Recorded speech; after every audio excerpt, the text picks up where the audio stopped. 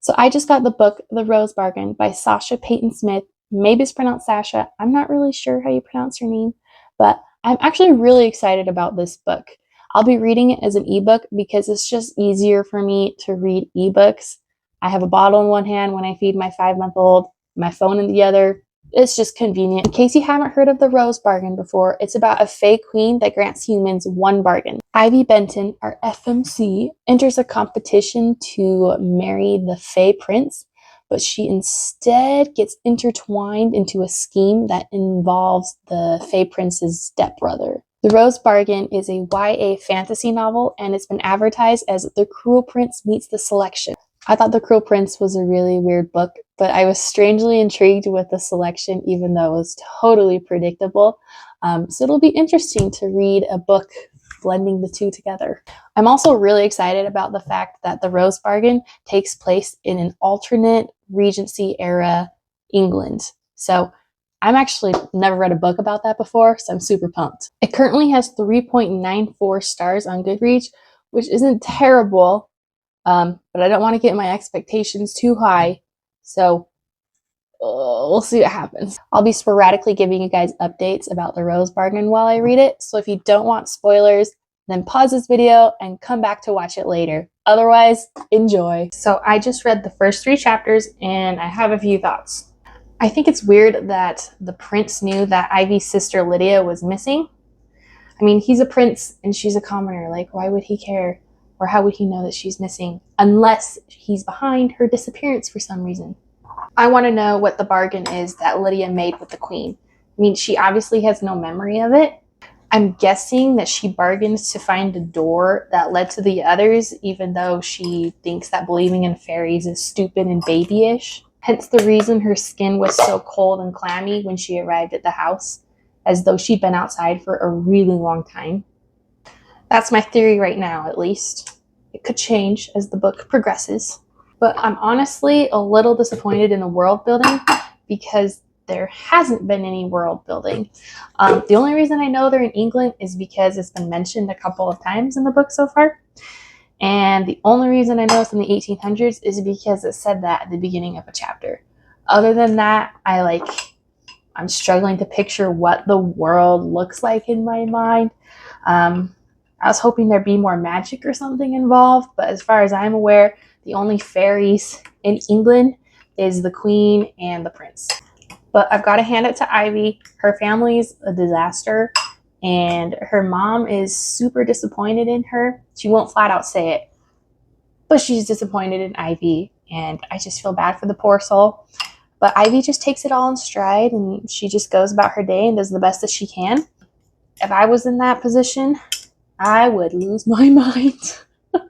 So she's better than I am as a person, apparently. I'm on chapter 14 right now, and I gotta say, I did like the twist when the queen announced that all those who wanted to enter the competition to marry Prince Bram, I don't know how you pronounce his name. I'll just go with Prince Bram. All those who wanted to enter the competition to marry him, they couldn't marry someone else if they lost. That's even more motivation to want to win the competition. Personally, I definitely would not have entered that competition because not only would I lose, I don't think I could force myself to love Prince Bram. Not that I hate him, but I feel like he has a dark side to him that we haven't seen yet. And I went from being annoyed with Prince Emmett to feeling kind of bad for him, honestly. His father bargained to legitimize him as the prince, but in return, he couldn't speak to his son. I mean, that's like a terrible bargain in my eyes, but I'm sure in his eyes, he thought he was doing his son a favor. But I just feel bad for the poor little guy. Also, I think I read like 3 books in the past year where the prince or the prince's brother teaches the female main character how to dance. I'm not saying the author's copying Red Queen, but I mean, it made me think of Red Queen because that was a really important scene in the book. It's been said multiple times in different ways that the queen is evil, but I'm having a hard time seeing her as purely evil. Someone spoke out of line once, and she didn't even reprimand them or anything. So I thought that was like a little strange. I guess she can be considered cruel because she makes people give up important things when they want something in return for the bargains they make with her. But I imagine her more of a mediocre bad person instead of purely evil. Speaking of bargains, like, what's the point of them? What does the queen get out of them, and why does she do them? I'm still confused on that. Maybe it just hasn't been revealed yet, but like, why does she care? Do I think Ivy will marry Prince Bram? At this moment, no, I don't think she will. I think at the last second, probably near the very end of the book, she's going to make a bargain with the queen that will save her family and also allow her to be with the man that she loves. But I believe there's another book in the series, so I could be totally wrong on that. Prince Emmett. I'm unsure if he's just a shady boy or if he's just a misunderstood person. I really hope it's the latter, but whatever happens, I hope he doesn't turn on Ivy and stab her in the back, or I'm going to be really mad. We must make him love me so completely that he'll marry me no matter what his mother says. What a line. I really hope that seduction isn't on the list that Ivy's going to revert to. I'm kind of sick of the seductive purposes, honestly. There's plenty of other ways to get a man to fall in love with you besides using your body. I'm already a fourth of the way through the book. It's not my favorite thing that I've read, but I'm kind of interested to see how it's all going to go down at the very end. So I'll keep reading it, and I'll give you guys another update soon. Shouldn't laugh, but Ivy being attacked by a freaking swan in that hedge maze? Are you kidding me? A bird? I thought it would be some sort of terrifying animal, or at least a mystical, magical animal, but no, it's just a bird with sharp teeth.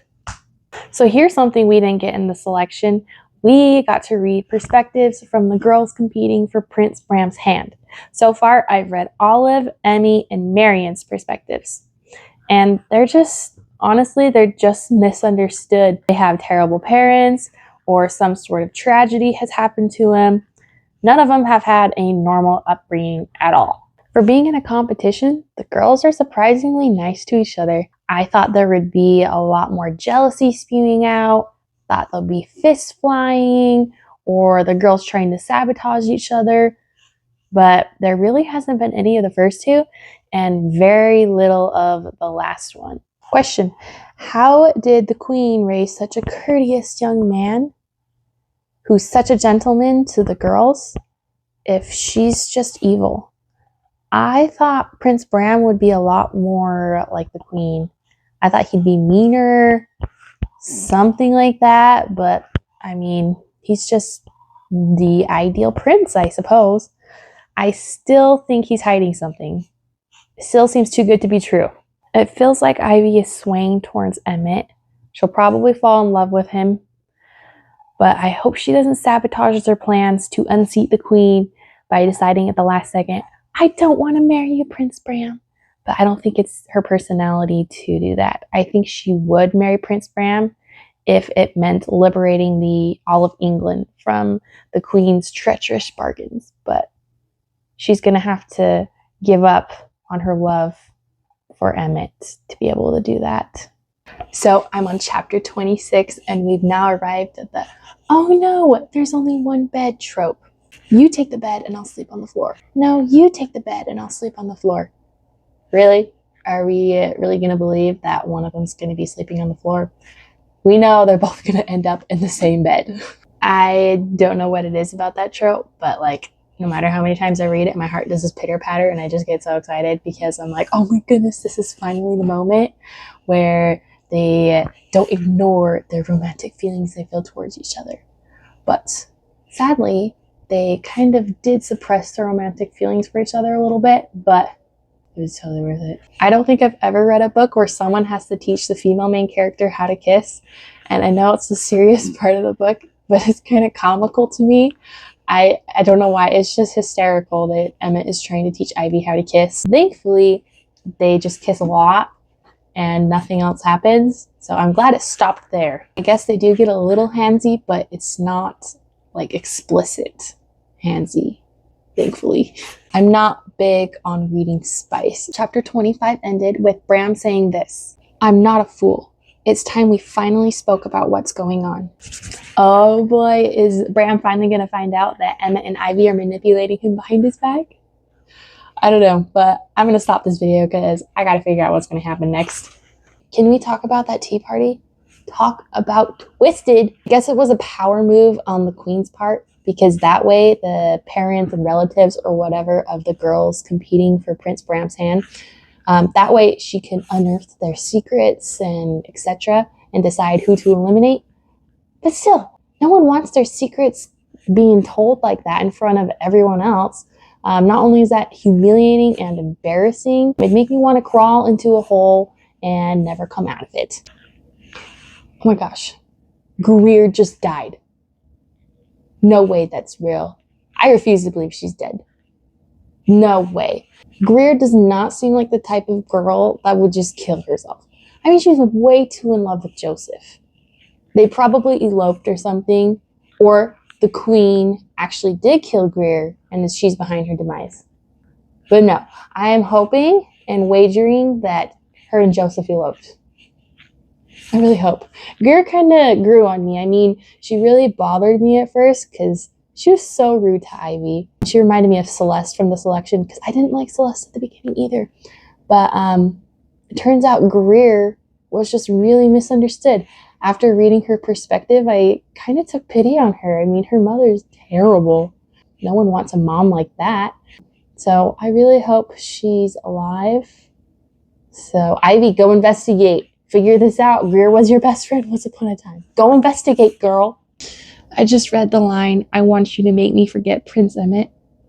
Are you kidding me? Is this going to turn into one of those memory loss books? I'm going to lose my cool. I'm so mad at Ivy right now. I mean, I guess I can understand why she wants to forget him. But why would you do that?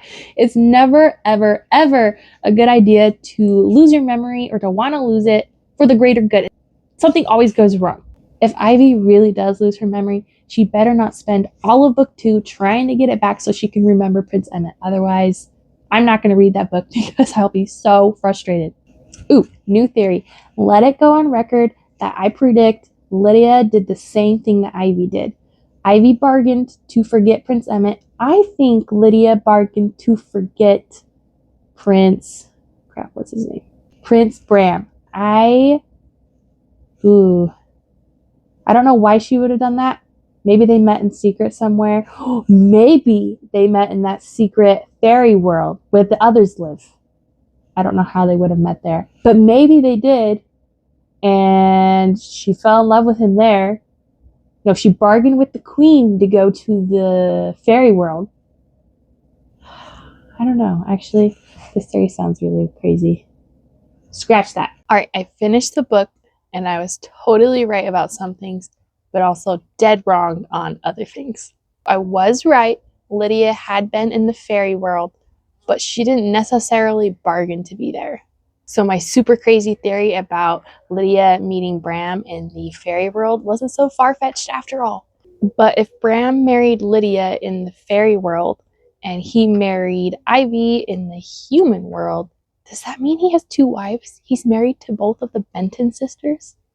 I was wrong about the memory loss lasting for a really long time, and thank the stars for that, because I hate reading a book where one of the main characters suffers memory loss. It's torturous.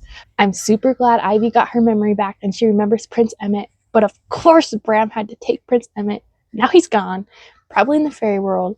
Oh, we'll have to go rescue him in the next book. Queen wasn't the head villain after all. It was Bram. I thought for sure that they were just going to kill the queen anyway, but thankfully they didn't, because I have a feeling she's going to be really important in the next book. She is going to be needed in order to take down Bram. Overall, I'd rate the book 3 stars. I didn't love it, but it did keep me entertained. I mostly got vibes from The Selection and very little from The Cruel Prince. I only felt like it resembled The Cruel Prince the last couple of chapters of the book. So maybe in the next book it'll resemble The Cruel Prince a lot more, but I just didn't really feel that as much as I was hoping. But just because I wasn't head over heels for this book doesn't mean you won't enjoy it. So if you've read it, Let me know what you think about it in the comments. Thanks for watching, and I'll catch you on the next video.